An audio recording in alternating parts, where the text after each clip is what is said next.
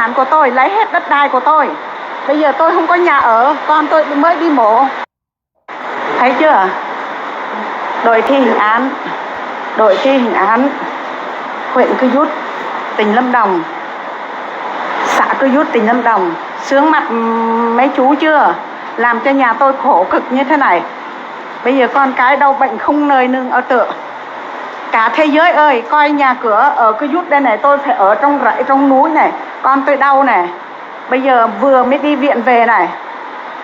Cả thế giới ơi, coi khu vực chính tỉnh Lâm Đồng làm cho tôi đội thi hành án cướp tài sản của tôi, lấy hết đất đai của tôi. Bây giờ tôi không có nhà ở, con tôi mới đi mổ về đây. Đây, do công an huyện Cư Rút, tỉnh Lâm Đồng làm cho tôi cực khổ như thế này. Nhà có, đuổi mẹ con tôi ra ngoài đường, đứng trời mưa trời nắng. Thấy không? Bây giờ hôm nay mới ra viện đây.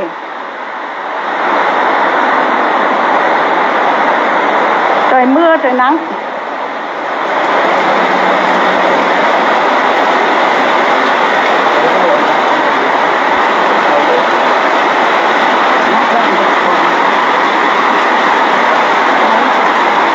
Dọn hết đồ đi, dọn hết đồ.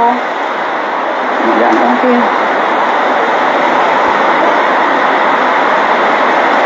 Bây giờ thằng cu ở nhà cũng không nấp cái có cái tấm tạp kia cũng không có bỏ cái xe, chưa có. Nhà mình á tự nhiên nó đi cuốc, nó đi ủi hết đó vừa rồi đó. Mẹ con đang ở yên ở lành á, bây giờ chồng không có, bây giờ đuổi mẹ con đi, phải đi thuê nhà, phải đi ở bờ ở bụi đây. Khu vực chính tỉnh Lâm Đồng, xã Cư Rút, khu vực công an đội thi hành án cướp tài sản của tôi, phe cùng với bà Trịnh Thị Hương chưa giải quyết cho tôi. Bây giờ mẹ con tôi phải đứng đường đây, cả thế giới coi có phải là xã Cư Rút tỉnh Lâm Đồng có phải là đáng làm cơ quan không? Thi hành án trước khi lấy nhà lấy đất người ta phải đi làm nhà cho người ta, bồi thường cho người ta xứng đáng để mà có cái nhà người ta ở chứ. Tự nhiên đuổi mẹ con tôi đó. Bây giờ người ta dân Đắk Lắk hỗ trợ tôi này, thấy chưa? Giờ con tôi ở bờ ở bụi, không đưa đi bệnh viện về, thấy chưa? Cả thế giới ơi, coi mấy người làm cơ quan huyện Cư Rút, xã Cư Rút, khu vực chính đội thi hành án cướp tài sản tôi, đuổi mẹ con tôi chưa được một tuần, phải ủi hết nhà, dập hết đất, chặt mấy cây cà phê của tôi, chưa giải quyết. Tôi đăng lên mạng miết, không giúp tôi cũng đăng để bôi bác cho mấy cái người làm có phải đúng làm cơ quan không? Cơ quan nói là bảo vệ dân ở chỗ nào đó. Giờ con tôi vừa đi viện này, không nơi nương tựa, không nơi ở. Bây giờ phải đi ở bờ ở bụi, trong rẫy trong ruộng.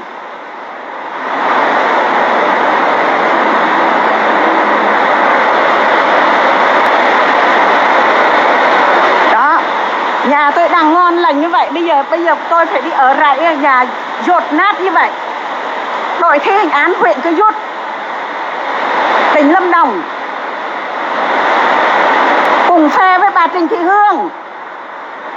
Cả thế giới ơi, ở Buôn Sang, Phùng Túc cái câu, Phùng Lan cái câu, chị Lan re đi cái này mà phui mà thế này nhủ là làm nè buồn po sito mà mày có đăng để trực tiếp mà ghi cái gì đã không một bằng mà hay bạc dần giặc mơ bình luận cái cầu riêng có được cái jam cái lem suốt thế mày mồm ta giật giật bực mà mày đum thon mày ngạ bực mà cả thế giới quốc tế ơi, anh lăng cầu bây giờ không nhà ở. Huyện Cư Rút đuổi tôi, mẹ con tôi ra đứng đường. Bây giờ con tôi đi bệnh viện một tuần đây rồi, hôm nay ra viện này không có chỗ ở. Đó, dân Đắk Lắk hỗ trợ cho tôi, còn dân Cư Rút là không bao giờ hỗ trợ cho tôi một cái gì hết. Trong khi đó đuổi mẹ con đi á, phải có làm nhà cho tôi trước, bồi thường cho tôi xứng đáng mới cho đi chứ. Tôi có lấy tiền của bà Hương đâu mà tự nhiên mà đuổi mẹ con tôi. Ngày nào tôi cũng đăng chúng mày khi nào giải quyết cho tôi. Tao giờ tao không biết luật, tao điên rồi. Bây giờ chúng mày mà ở cái đất tôi đó được yên hả? Tự nhiên cào hết cà phê người ta, dập cái nhà, chặt mấy cây cà phê người ta để lại cái nhà người ta ở, người ta đi chứ. Đồ đạc cũng cướp hết của người ta. Khu vực chính đội thi hành án huyện Cư Rút, tỉnh Lâm Đồng cùng phe với bà Trịnh Thị Hương, ông Nguyễn Việt Bình cướp đất của tôi. Bây giờ tôi hiện tại không nhà ở. Con tôi đi bệnh viện 2 người. Đó, hôm nay mới ra viện đây.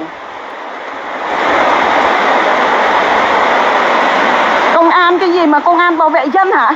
Nhà tôi hồi xưa cũng được từng đi làm cán bộ, không phải là không đâu. Bây giờ tự nhiên đuổi. Được có nước rồi, được bình an rồi, đừng ngồi mát ăn bát vàng cướp mồ hôi nước mắt của dân.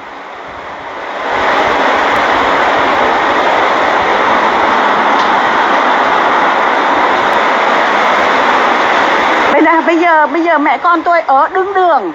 Bây giờ tự nhiên mà công an thì ví dụ bà Hương là bà tư nhân, đâu phải là tiền nhà nước đâu. Bà đi cướp đất của dân mà sao bảo vệ bà Trịnh Thị Hương? Công an gì mà bảo vệ bà Trịnh Thị Hương? Bà Trịnh Thị Hương là cái gì? Tôi là dân bản địa tại chỗ, tự nhiên đuổi dân bản địa của chúng tôi. Hiện tại tôi không nhà ở, mưa như vậy con tôi đi viện. Cả thế giới ơi, ngồi nhìn coi. Công an, đội thi hành án khu vực chính tỉnh Lâm Đồng đuổi mẹ con tôi ra khỏi nhà, cướp đất đai của tôi. Tôi là dân bản địa tại chỗ, bao nhiêu năm cha sinh mẹ đẻ tôi ở đây. Không giải quyết cho tôi, lấy hết đồ đạc, không còn mà để sống.